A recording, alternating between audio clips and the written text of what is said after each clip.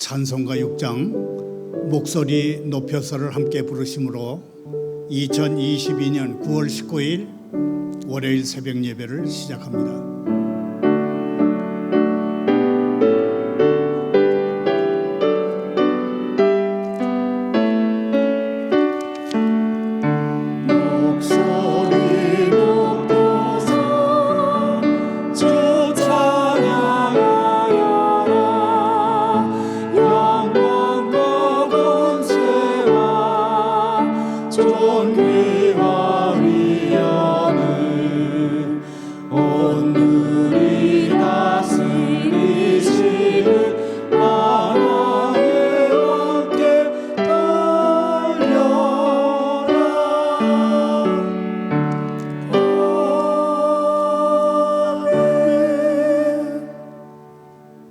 계속해서 영국 국가이기도 한 찬송가 70장 피난처 있으니를 함께 부르겠습니다.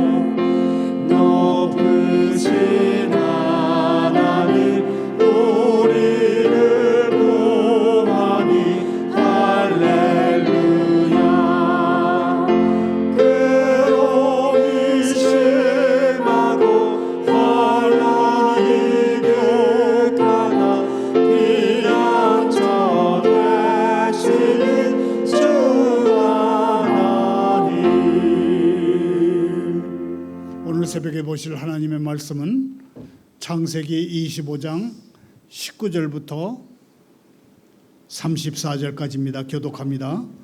아브라함의 아들 이삭의 족보는 이러하니라. 아브라함이 이삭을 낳았고 이삭은 40세에 리브가를 맞이하여 아내를 삼았으니 리브가는 밧단 아람의 아람 족속 중 부두엘의 딸이요 아람 족속 중 라반의 누이였더라. 이삭이 그의 아내가 임신하지 못하므로 그를 위하여 여호와께 간구하매 여호와께서 그의 간구를 들으셨으므로 그의 아내 리브가가 임신하였더니 그 아들들의 그 태 속에서 서로 싸우는지라. 그가 이르되 이럴 경우에는 내가 어찌할꼬 하고 가서 여호와께 묻자온대. 여호와께서 그에게 이르시되 두 국민이 내 태중에 있구나. 두 민족이 내 복중에서 나누이리라. 이 족속이 저 족속보다 강하겠고 큰 자가 어린 자를 섬기리라 하셨더라. 그 해산 기한이 찬즉 태 쌍둥이가 있었는데 먼저 나온 자는 붉고 전신이 털옷 같아서 이름을 에서라 하였고 후에 나온 아우는 손으로 에서의 발꿈치를 잡았으므로 그 이름을 야곱이라 하였으며 리브가가 그들을 낳을 때에 이삭이 60세였더라. 그 아들들이 장성함에 에서는 익숙한 사냥꾼이 됐고 들사람이 되고 야곱은 조용한 사람이었으므로 장막에 거주하니 이삭은 에서가 사냥한 고기를 좋아하므로 그를 사랑하고 리브가는 야곱을 사랑하였더라. 야곱이 죽을 수 없더니 에서가 들에서 돌아와서 심히 피곤하여 야곱에게 이르되 내가 피곤하니 그 붉은 것을 내가 먹게 하라 한지라. 그러므로 에서의 별명은 에돔이었다. 야곱이 이르되 형의 장자의 명분을 오늘 내게 팔라. 에서가 이르되 내가 죽게 되었으니 이 장자의 명분이 내게 무엇이 유익하리요. 야곱이 이르되 오늘 내게 맹세하라. 에서가 맹세하고 장자의 명분을 야곱에게 판지라. 야곱이 떡과 팥죽을 에서에게 주매 에서가 먹이고 마시며 일어나 갔으니 에서가 장자의 명분을 가볍게 여김이었더라. 아멘. 하나님 아버지, 이삭이 40살에 결혼했고 60살에 아버지가 된 것처럼 믿음의 사람들은 많이 기다립니다. 저희도 하나님의 언약의 흐름 속에 들어가고 자비의 때에 민감하며 늘 깨어서 부활의 놀라움을 주목하기를 원합니다. 조급해하거나 당황하지 않게 해 주십시오.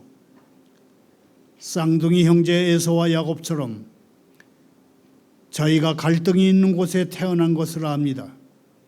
저희는 조화로운 세상이 아니라 다투고 불화하는 세상 속으로 들어왔나이다.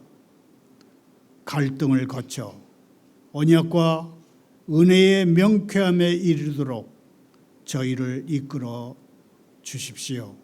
예수님의 이름으로 기도하옵나이다. 아멘. 오늘의 설교 부제목은 팥죽 한 그릇이 지니는 현실의 무게입니다. 이 부제는 야곱이 형의 장자권을 빼앗기 위해서 팥죽 한 그릇을 가지고 비열한 일을 했지만 그것은 하나님이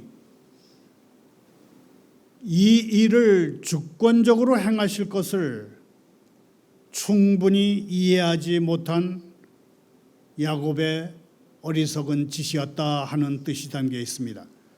설교 중에는 엘리자베스 2세 영국 여왕의 별세에 따라서 영국 왕국은 어떻게 변화하게 될지를 언론들의 보도 내용을 통해서 소개하겠습니다. 여왕이 96세를 일기로 영원한 잠에 들기 직전에 버킹엄 궁과 윈저성 하늘에 무지개가 떴는데 어떤 영국 사람들은 생전에 여왕이 그렇게 사랑하던 남편 필립 공이 하늘에서 보낸 사닥다리다, 그렇게 멋있게 표현하기도 했습니다. 먼저 오늘의 설교 본문을 봅니다. 이삭은 40살에 리브가와 결혼했습니다. 이삭 리브가 부부에게는 오랜 세월 아이가 없었습니다. 이삭이 아내를 위해서 열심히 기도하니 하나님께서 들으시고 결혼한 지 20년 만에 아들을 주셨습니다. 여기서 동사 기도하다는 사람이 자신을 위해 구하는 것이 아니라 남을 위해서 하나님께 기도드리는 소위 중보기도 또는 중재기도를 드린다는 그런 뜻입니다. 성경에 등장하는 다른 불임 여성들이 자신을 위해서 기도한 것과는 달리 리브가가 스스로를 위해서 기도했다는 말은 성경에 기록되어 있지 않습니다. 어떤 성경학자는 리브가의 임신은 전적으로 남편 이삭의 중재 기도 때문임을 강조하기 위해서 리브가의 기도는 기록하지 않았을 것이다, 그렇게 말하기도 합니다. 창세기 기자는 리브가의 나이도 밝히지 않습니다. 그 이유는 아마도 그녀의 시어머니 사라와는 달리 리브가는 아직 충분히 아이를 가질 수 있는 그런 나이였기 때문일 것입니다. 리브가는 젊은 나이였지만 그의 시어머니 사라가 그랬던 것처럼 아이를 갖지 못했습니다. 훗날 리브가의 며느리들이 되는 라헬과 레아 역시 임신이 되지 않아 괴로워했습니다.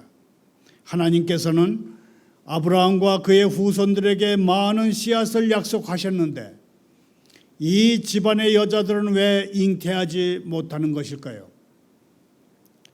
하나님의 약속이 아무런 어려움 없이 인간의 생리적인 현실을 통해서 성취된다면 하나님의 약속은 별로 특별한 것으로 여겨지지 않을 수도 있기 때문이었을 것입니다. 하나님께서는 하나님이 약속하신 후손이 잉태될 때마다 결정적인 역할을 하십니다. 창세기 기자는 하늘의 별만큼 많은 후손 약속을 주신 분도 하나님이시지만 이 약속을 성취해 가시는 분도 하나님이시라는 사실을 힘줘 말하고자 한 것으로 보입니다. 그렇지만 우리는 이런 질문을 할 수 있습니다. 하나님께서 이미 약속하신 것이니 기도하지 않아도 언젠가는 리브가가 아이를 갖게 되지 않았을까요? 물론 이러한 논리는 가능합니다. 어느 정도 설득력을 지닙니다. 그러나 성경은 우리가 이미 앞으로 어떻게 될 것을 알고 있다고 하더라도 기도할 것을 권면합니다. 다니엘의 예를 생각해 보십시다. 그는 예레미야 선지자가 예언한 70년간의 포로 생활이 곧 끝날 것을 알았습니다.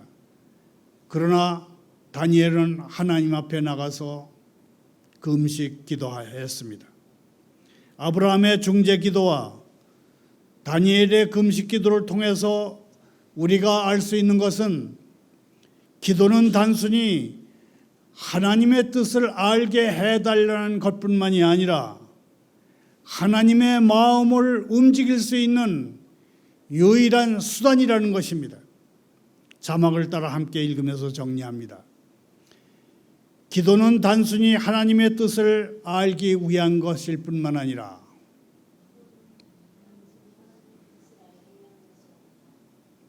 하나님의 마음을 움직일 수 있는 유일한 수단이기도 하다. 성경은 우리가 서로를 위해 기도할 때마다 우리 중에 치유가 일어날 뿐만 아니라 하나님께서 우리의 기도를 들으신다고 기록하고 있습니다. 교회가 이 세상에 존재하는 한 우리는 함께 신앙생활을 하는 성도들과 이 세상을 가슴에 품고 드리는 기도가 끊이지 않게 해야 할 것입니다. 이삭은 리브가의 부림 때문에 하나님께 기도했습니다. 그렇다면 그녀의 부림은 걱정과 불안만 가져다 준 것이 아니라 하나님의 주권적인 은혜를 맛볼 수 있는 기회를 만든 것이기도 합니다. 결혼 생활 20년 만에 이삭의 간절한 기도 응답으로 리브가가 드디어 아이를 갖게 됐습니다. 이 기간 동안 이삭이 믿음을 잃지 않고 계속 기도했다는 점이 높이 평가되어야 합니다. 특히 많은 것이 즉석에서 진행되는 이 시대를 살아가는 우리는 이삭처럼 오랜 세월 동안 꾸준히 기도하고 기다리는 미덕을 가져야 할 것입니다. 그런데 리브가에게 이상한 현상이 일어났습니다. 그녀의 뱃속이 평안할 날이 없었습니다. 리브가는 지나치게 움직이는 아이들을 생각할 때마다 혼란스러웠습니다. 22절에서 뱃속 아이들 움직임을 묘사한 동사 싸우다는 매우 강한 느낌을 지닌 단어입니다. 영어 성경들은 싸우다라는 동사를 거칠게 밀치다 그런 뜻에서 jostle 그렇게 표현하기도 하고 또는 투쟁하다 struggle 그렇게 번역하기도 합니다. 쌍둥이들이 이미 어머니 태속에서부터 치열하게 경쟁하고 있다는 것은 앞으로 이 둘 사이에 갈등과 경쟁을 예고합니다. 뱃속의 아이들이 싸우는 이유를 알 리가 없던 리브가는 하나님께 기도합니다. 그가 이르되 이럴 경우에는 제가 어떻게 해야 합니까? 하고 여호와께 물었습니다.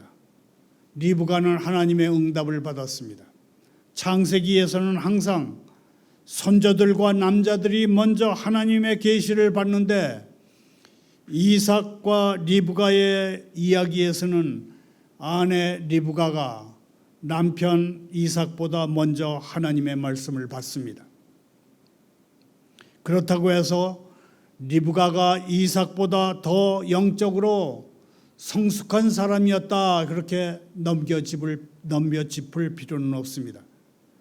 그녀가 처해 있던 독특한 상황이 그녀로 하여금 하나님의 말씀을 구하도록 했고 하나님께서 그녀의 다급한 기도에 응답하셨을 뿐입니다. 이 여인의 간절한 필요가 하나님의 말씀을 간절하게 사모하도록 했던 것입니다. 리브가의 기도에 여호와께서 그에게 이르시되 두 국민이 내 태중에 있구나. 두 민족이 내 복중에서 나누이리라. 이 족속이 저 족속보다 강하겠고 큰 자가 어린 자를 섬기리라 하셨습니다. 하나님의 응답은 네 마디의 문장으로 구성되어 있지만 리브가를 놀라게 하기에 충분한 세 가지 정보가 거기에 담겨 있습니다. 첫째, 그녀의 뱃속에 두 국민이 잉태되어 있습니다. 그래서 그렇게 소란스러웠던 것입니다. 쌍둥이라도 좀 지나친 면이 있다고 생각했는데 이제 수수께끼가 풀립니다. 둘째, 이 아이들을 통해서 두 민족이 탄생할 것입니다. 이 두 민족, 두 족속은 힘과 재력이 있어서 동일하지 않을 것이며 하나가 다른 족속보다 강하게 될 것입니다. 훗날 상황을 따져보면 당연히 동생 야곱이 형 에서보다 더 크고 강한 족속의 시조가 됩니다. 셋째, 형이 동생을 섬길 것입니다. 큰 자가 작은 자를 섬기리라. 만일 장자권을 가지지 못한 동생이 장자권을 가진 형을 섬기게 될 것이라면 그것은 자연적인 이치이므로 굳이 이런 예언이 필요치 않았을 것입니다. 형이 동생을 섬기리라는 하나님의 말씀은 야곱이 에서보다 더 큰 족속의 조상이 될 것을 예언합니다. 야곱이 자연적인 이치에 따라서 큰아들, 장자, 맏아들이 된 것이 아니라 하나님의 섭리에 따라서 장자가 된 것입니다. 비록 훗날 비열한 방법으로 동생 야곱이 형 에서의 장자권을 빼앗아가지만 그가 아버지 이삭의 상속권을 받게 되는 것은 이미 그가 태어나기 전부터 결정된 일이었습니다. 그러므로 창세기 기자는 야곱이 형의 장자권을 빼앗기 위해서 저지른 비열한 행위를 쓸데없는 짓이었으며 하나님이 이 일을 주권적으로 행하실 것을 충분히 이해하지 못한 데서 나온 어리석은 짓이라고 평가합니다. 반면 에서의 경우 비록 태어나기 전부터 장자권을 동생에게 넘겨주도록 되어 있지만 그가 장자권을 하찮게 여기고 붉은 죽 한 그릇이라는 현실적인 필요를 택한 것을 보면 하나님이 에서가 태어나기 전부터 그의 장자권을 야곱에게 주실 것을 계획하실 만했다. 그렇게 생각할 수 있겠습니다. 에서는 태어날 때부터 맏아들이 될 만한 자격이나 의지를 지닌 사람이 아니었다는 것입니다. 하지만 이 글을 읽는 사람 중에서 인간이 태어나기 전부터 그의 미래를 결정해버리는 하나님의 섭리에 얼마간 불편함을 느끼는 사람도 있을 것입니다. 하지만 어떡하겠습니까? 우리가 이 세상에 사는 동안에는 정확하게 하나님의 섭리를 알 수가 없으니 최선을 다해서 살다가 천국에 가서 이 문제를 하나님과 해결할 수밖에 없지 않겠습니까? 때가 돼서 리브가는 두 아이를 낳았습니다. 쌍둥이였는데 첫째는 온통 몸이 붓다고 해서 에서라고 이름 지었습니다. 에서는 또한 몸에 털이 많은 그런 모습으로 태어났습니다. 둘째 아이에게 야곱이라는 이름이 주어진 것은 그가 형의 발꿈치를 잡고 나왔기 때문입니다. 야곱의 이름에 언어 유희가 사용되고 있는 것입니다. 야곱은 평생 남의 발꿈치를 잡는 야비한 행동의 대가가 됩니다. 쌍둥이들이 어머니 뱃속에서부터 싸웠다는 것은 창세기의 중요한 주제인 형제간의 또는 친지간의 갈등을 발전시키고 있습니다. 예를 들어 가인은 시기한 나머지 동생 아벨을 살해했습니다. 아브라함과 롯은 아저씨 조카 사이지만 재산과 돈 때문에 갈라설 수밖에 없었습니다. 이스마엘은 새로 태어난 이복 동생 이삭을 비웃다가 사라의 눈에 나서 집에서 쫓겨났습니다. 앞으로 야곱과 에서는 속고 속이는 갈등을 빚게 됩니다. 형과의 치열한 싸움으로도 모자랐던지 야곱은 나중에 외삼촌의 집으로 피난 가서 외삼촌 라반과도 다투게 됩니다. 요셉과 형제들의 싸움도 만만치 않았습니다. 형들은 요셉을 노예로 팔아버렸습니다. 인간의 가장 근본적인 갈등은 가장 가까워야 할 사람들 사이에서 일어납니다. 왜 사람들은 가장 가까워야 할 사람들과 오히려 더 치열하게 싸우는 것일까요? 이런 현상은 교회 안에서도 흔히 일어납니다. 서로 마음을 합해서 사탄의 꾀를 물리쳐야 하고 힘을 합쳐 하나님 나라를 이 땅에 세우도록 부름받은 사람들이 왜 싸우는 것일까요? 성도들이 싸우면 하나님은 슬퍼하시고 사탄은 기뻐합니다. 교회는 결코 사탄이 기뻐할 일을 해서는 안 됩니다. 우리는 하나님의 기쁨이 되어야 합니다. 창세기 기자가 계속 강조하는 한 가지는 인간의 갈등 속에서도 하나님의 심오한 섭리와 역사는 계속 진행되고 있다는 점입니다. 하나님의 본래 계획과 하나님의 일하심은 계속 진행되고 있다는 것입니다.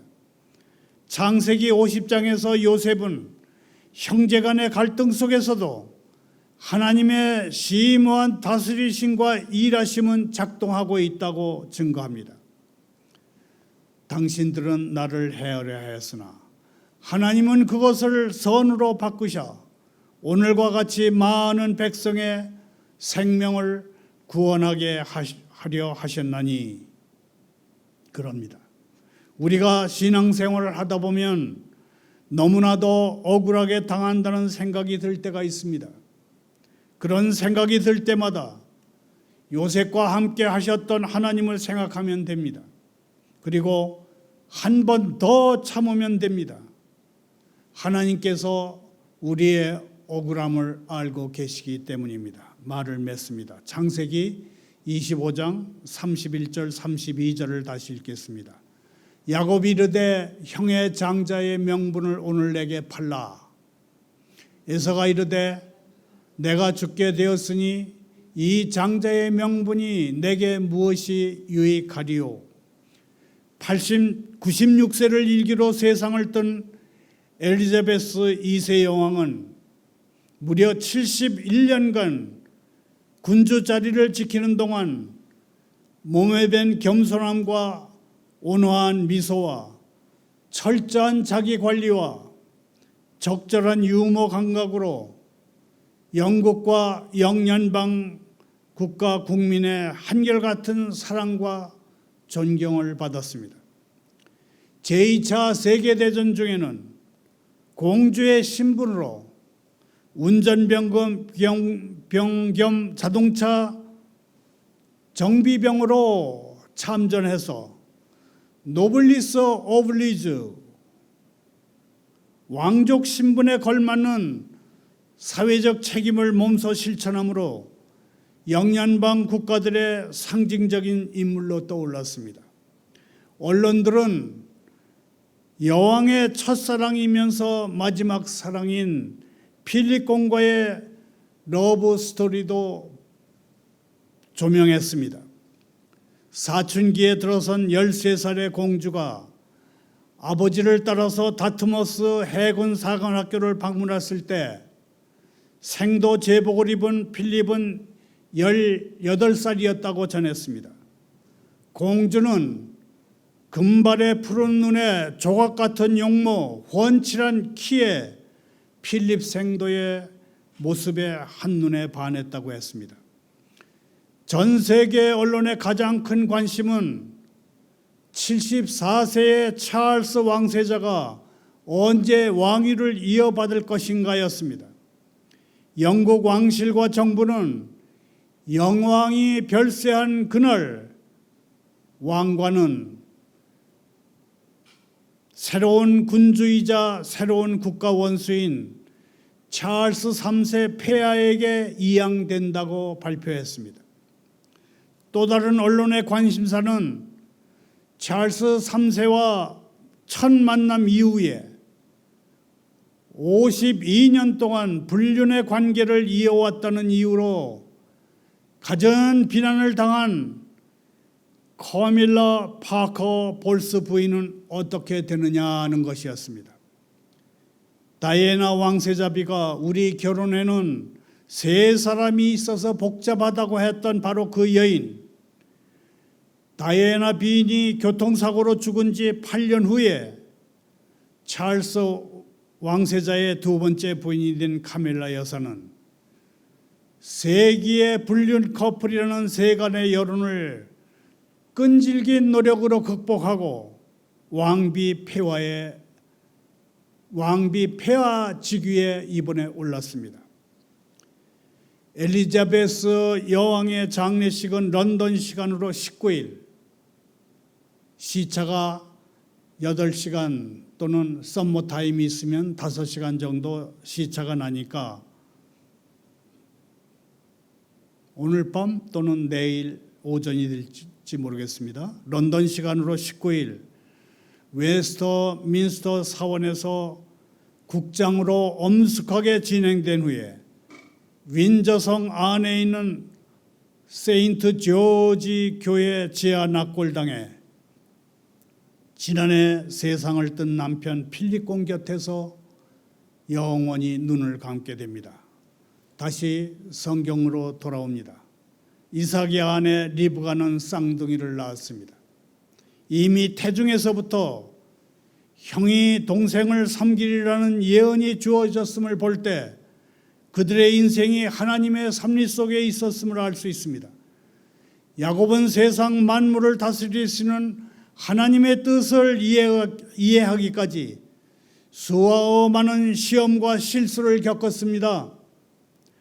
우리도 지금은 알지 못하지만 먼 훗날 되돌아볼 때 삶의 여정 곳곳에 숨겨져 있던 하나님의 섭리를 고백하게 될지도 모릅니다.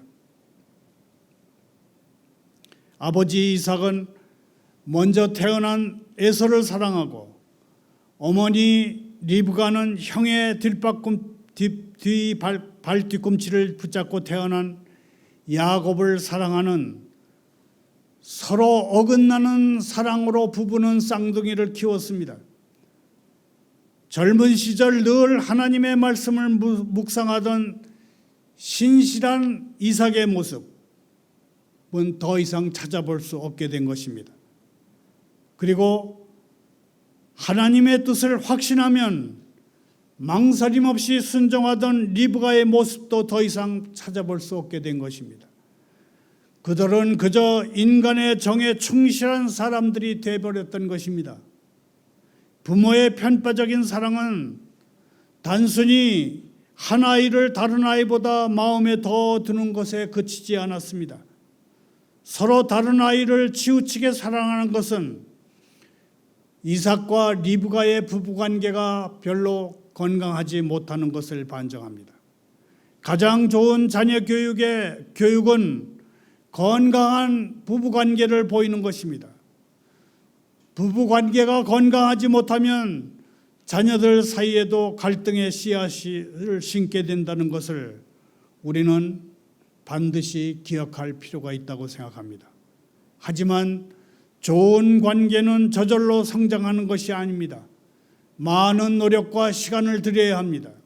에서와 야곱 간의 장자권 거래가 진행되는 곳은 집이 아닌 듯합니다. 집이었다면 에서는 부모에게 먹을 것을 달라고 할 수 있었을 것입니다. 아마도 양들을 치는, 짐승을 치는 종들의 천막에 야곱이 방문했을 때 이 일이 일어난 것으로 생각됩니다. 야곱은 약자를 배려하는 마음이 전혀 없는, 인정머리라고는 손톱만큼도 없는 사람이었습니다. 잔꾀에 능한 야곱은 전혀 거리낌 없이 몹시 굶어서 배고픈 에서를 상대로 지나치게 이익이 많이 남는 장사를 했습니다. 우리는 에서가 얼마나 배가 고팠는지를 알 수가 없습니다. 그러나 그 어떤 형편에서도 팥죽 한 그릇에 장자권을 동생에게 넘긴 그의 행동은 쉽게 이해할 수가 없습니다. 한 가지 확실한 것은 그가 아버지, 할아버지 세대에게서 물려받은 권한과 재산을 그렇게 소중하게 여기지 않았다는 것입니다. 이 사건은 비록 하나님께서 형이 동생을 섬기게 될 것이라고 이미 선언하셨지만 본인들도 특별한 문제 없이 이 점을 받아들였다는 것을 보여줍니다. 에서는 장자권을 내주고 야곱은 죽기 살기로 그 장자권을 빼앗았습니다. 하늘나라는 진정 침략하는 사람의 것인 듯합니다. 결국 두 사람 모두 큰 대가를 치르게 될 것입니다. 우리도 하나님의 자녀라는 복락의 무게를 바르게 임해함으로 받은 복락이 값싼 은혜가 되지 않게 해야 할 것입니다. 우리가 받은 구원은 하나님이 외아들 예수님을 죽기까지 내주셔서 이루신 것임을 결코 잊어서는 안 될 것입니다. 세상의 능력이나 당장의 이익을 얻는 것보다 우리에게 중요한 것은 하나님 나라의 약속입니다. 사람이 짐승들과 다른 존엄성을 지닌 이유는 오직 하나, 하나님의 형상을 지녔기 때문입니다. 자막을 따라 함께 읽으면서 정리합니다. 사람이 짐승과 다르게 존엄성을 지니는 이유는 오직 하나, 하나님의 형상이기 때문이다.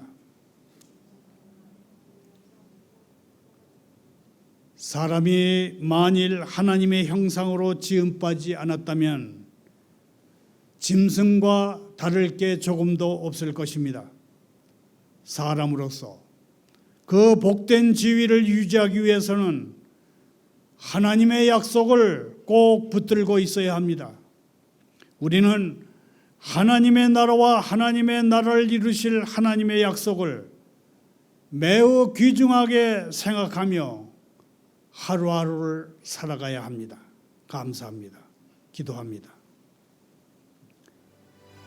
하나님 아버지, 너희도 마음을 넓히라 하신 주님, 제 좁은 마음으로 주님의 은혜를 얼마나 많이 제외시켰는지요. 이후로는 제 마음에 시세움과 다툼이 없게 해 주십시오. 제가 주님 앞에 있는 것이 확실하다면 아직 절망 속에 빠져 있는 이들에게 무관심하지 않을 것입니다. 제가 받은 것을 다른 이들과 나누고 싶고 그리스도 안에 있는 하나님의 선한 구원을 그들에게 믿게 하고 싶습니다. 새로운 삶의 근원이신 예수님을 증거할 기회가 있을 때 핵심을 찌르게 해 주십시오. 저만의 느낌과 의견으로 헤매지 않게 하시고 아주 중요한 이야기를 하더라도 너무 오래 끌지 않게 해 주십시오. 예수님의 이름으로 기도하옵나이다.